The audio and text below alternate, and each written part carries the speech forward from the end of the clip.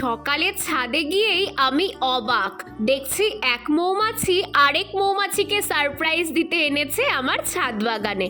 কচি কাচাদের প্রিয় জায়গা হয়ে উঠেছে এখন আমার এই ছাদ বাগান। আচ্ছা, ওসব ছাড়ো, তোমরা কি কেউ কখনো নিজের বাড়ি থেকে চুরি করেছো? আমি করেছি। এই দুটো পুটলি আমি বাড়ি থেকেই চুরি করেছি। ঘটনাটা এবার বলি।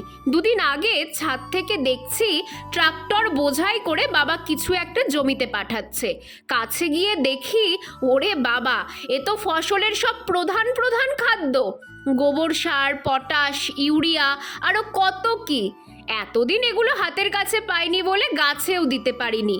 বাবা 2 মিনিটের জন্য চোখের আড়াল হতেই 2 মুঠ পটাশ আর 1 মুঠ ডিএপি নিয়ে নিয়েছি। কিন্তু মজার বিষয় হলো, এগুলো না দিয়েই তো শুধু জৈবভাবে এত সুন্দর ফুল ফুটছে, তাই চুরি করা জিনিসগুলো ভাবছি আবার বাবাকেই দিয়ে দেব।